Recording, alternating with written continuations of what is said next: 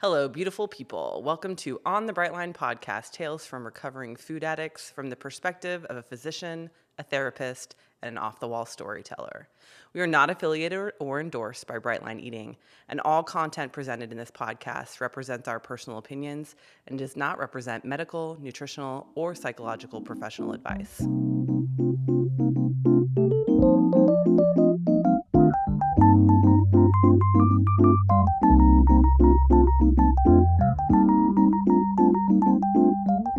Well, hello, and welcome to another episode of On the Bright Line podcast, Zoom edition. Because even though we are not that far apart from each other, our schedules do not coincide to be sitting in the same room. So here we go, guys, on Zoom once again. I'm glad we even just get to see each other's faces because, I miss you guys a lot. So, yeah.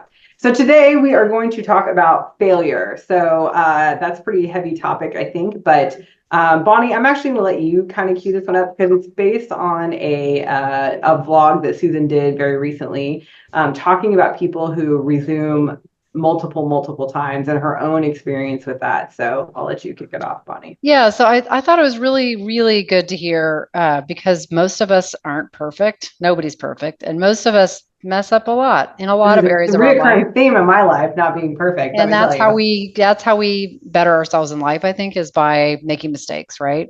And so a person had written into Susan basically saying, I'm curious if you have ever seen anyone that basically failed at bright line eating multiple times and like resumed multiple times and still succeeded. So this was somebody that's been coming back to bright line, breaking their lines, coming back, breaking their lines, and is like, does that mean that like this is never going to happen for me? And the rest of her answer was basically like, that happens to almost everybody. Like the people that you hear about that are like, I went on bright line eating 8 years ago and I have a crystal face and I've never broken my lines. Like that is like a unicorn, right? And like almost everybody with any addiction. And we know this with, as a physician, I've seen this with alcohol and drugs and tobacco and sex addiction and everything else. Like people relapse multiple times before they do what we call in bright line eating, come all the way in, sit all the way down and come all the way in, like fully surrender to the program and like hit a point where you're just really ready. Like you've run the experiment of, well, maybe I could just have this one thing and then I'll still be okay.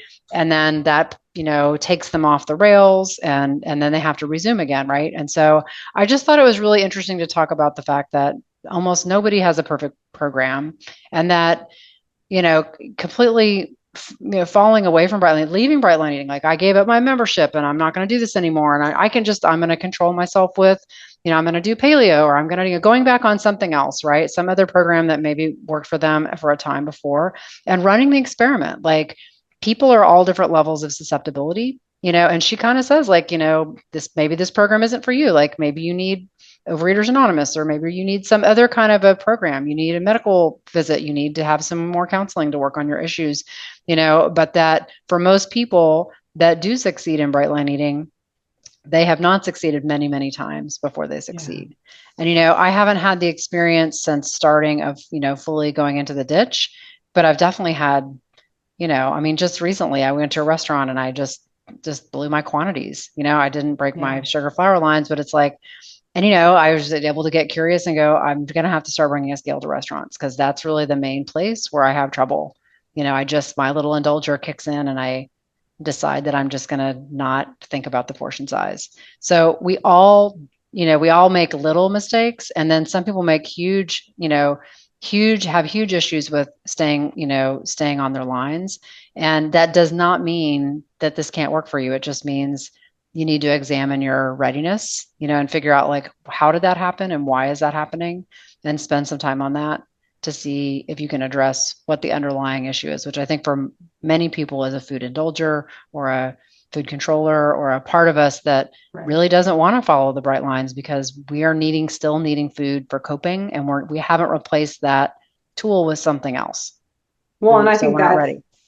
Well, I was going to say, I think that's kind of the rub right there is it's not even about not wanting to not use food, but not having done any reframe in, like in the eternal family system speak, obviously, and giving those parts another job, another way, because the reality is that I know the goal in general is to not need the dopamine hits as much, right? Like to be able to level out the sine wave of life, the highs and the lows, to be able to sort through life in a way that we're not needing those constant hit from whatever place they're coming from, be that food, be that, Yeah. shopping, alcohol, drugs, whatever it is, like not, getting to a place of mental health stability that we're not needing it all the time. But still, there will be times when we need some kind of dopamine, right? So it's like, if we need it, how do we get it? Like, where do we go to get it? And instead of,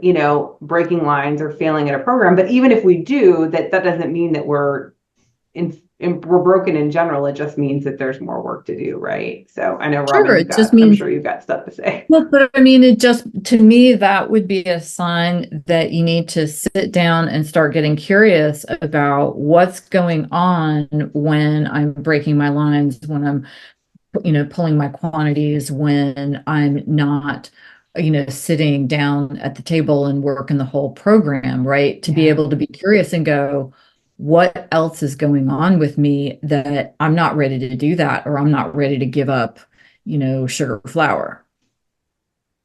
Yeah. Yeah, and you can't do the work in the moment you're having the crisis, right?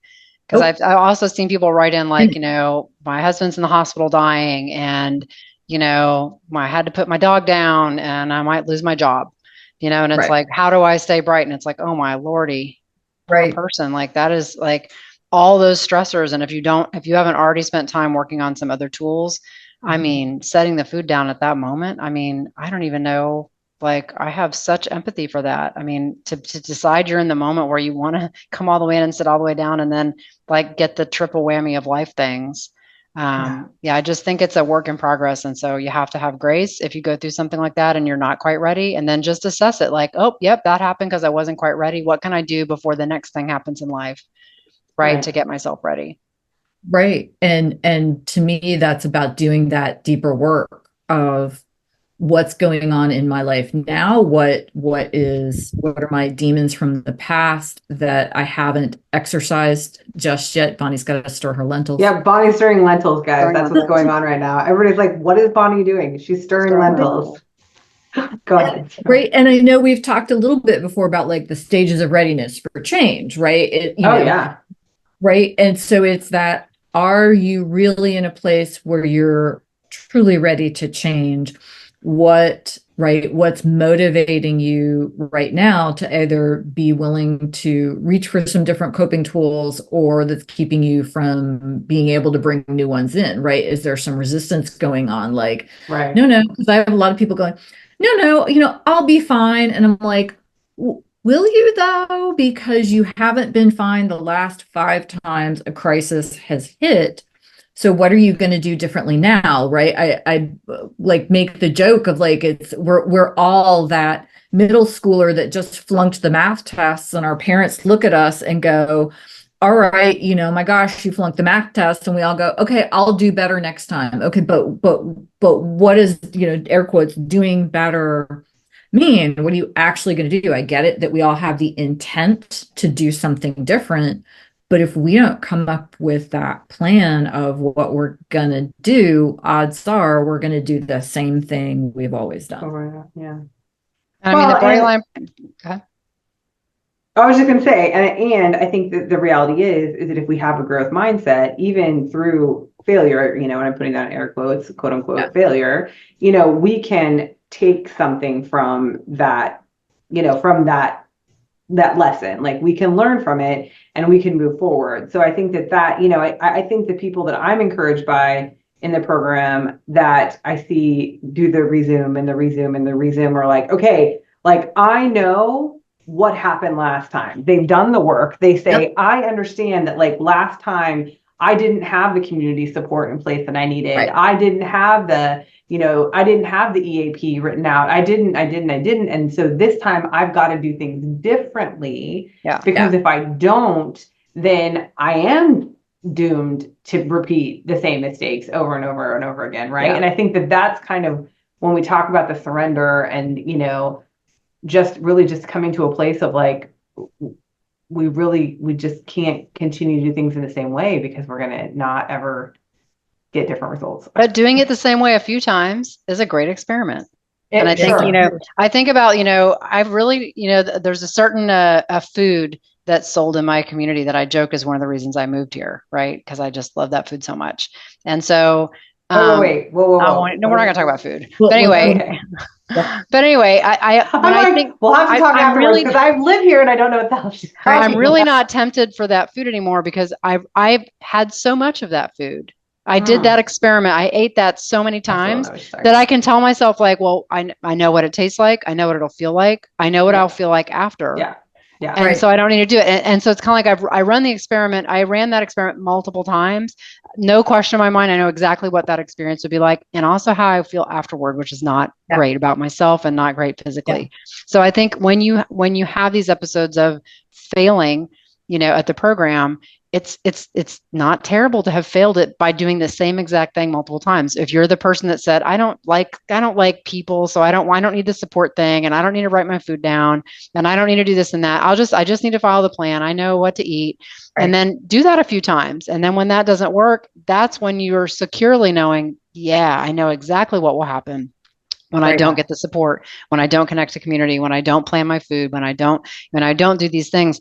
I know exactly what happened because I did it a few times just to make sure it wasn't like, like the person that says, well, maybe I can have NMD when they really struggled with that before. And then when they add that in, it makes them break their other lines and they do that 3 or 4 times. So great. You've had to really run the experiment. You've made sure you've tried it every which way, getting to have that thing and realize, oh, it really, really doesn't work for me. Yeah. And so that's Bonnie, you always use the word catastrophe. Yeah, catastrophe. Right? Yes. So, right? We haven't said that in a long time. Yeah. Catastrophe. Right. And so because that's what the name of this episode is going to be. Catastrophe. There you go. Right. Because that looking at it as a catastrophe as opposed to failure, right? Because failure brings up shame, right? And shame shuts us down. Well, and guess what most of us with food addiction do when we feel ashamed? We want to eat. We eat. Ding, ding, ding, right? So it's this vicious circle. So if instead, right, and that again is kind of leaning into that good, IFS language, the self energy with, choice, compassion, curiosity, calm, right? Leaning into that to go, oh, I get where I need to change, add things in, do things differently, right? That moves you forward, right? It's the difference between a headwind of shame and a tailwind of, oh my gosh, I figured out what I can do differently. It's going to move me forward. Yeah. Experience, knowing, right? Yeah. Knowledge. But again, it's that meaning making of, oh, I learned from this. And what I learned wasn't just, oh my gosh, I'm bad, shame, shame. Right. But I learned as a human being on this planet, how I would like to exist in this realm a little differently, how I will walk this path a little bit differently next time. Yeah. Yep.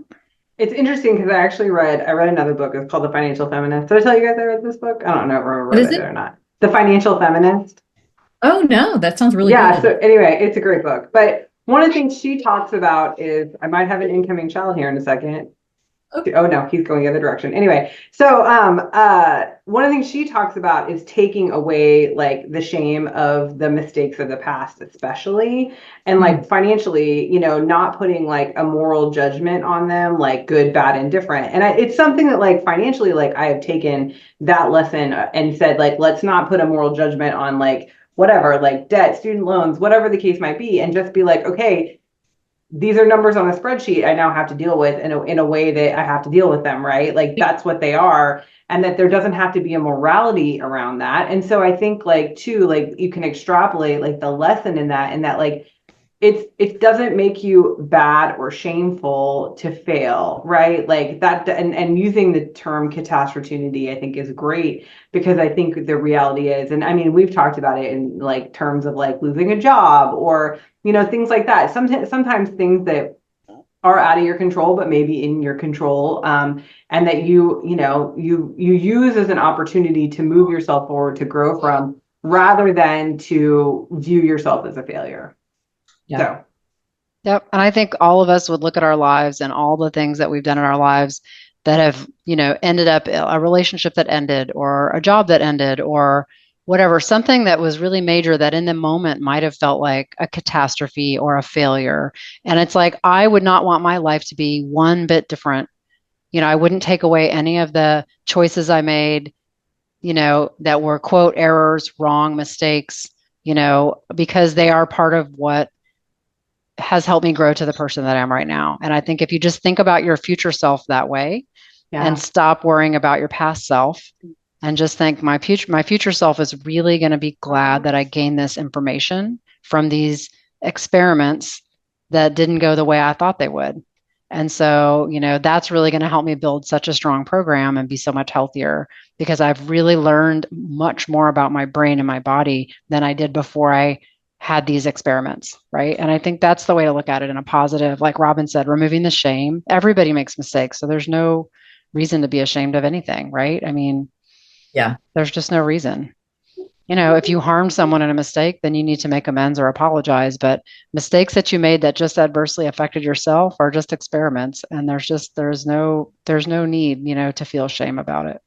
And I think there could definitely be some work, right? If someone is really struggling with, failure, air quotes, failure and shame, that could be a really interesting thing to work on with a good counselor to say, okay, so tell me what this shaming part of you, what is the purpose of that part? Where did that part come from?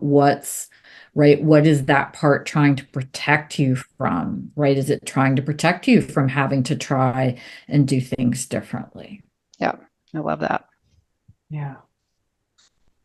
Yeah, I think that, I mean, talking about there's no bad parts or that, the parts are working they're working to keep us safe. And it may be there might be unhealthy coping skills or tools that these parts have learned to use for years and years of reinforced behavior, right? Yeah. But that understanding the part, and this is the way that I've, learned about IFS is like understanding the part and what their need is and how to get that need met of that part is like, like for me, it's like my comforter, it's like I have to give that part of me that wants to reward me with food another job, another way to fulfill that need it has to comfort me. And so it's like how do you reassign that? And that's the work, right, of IFS. And we've talked about this, it's not new. But that's the work. And so and even in failure and having, I mean, because for me, maybe I haven't quote unquote failed since I started BLE because I've been on this course and I've been able to stay it for this long.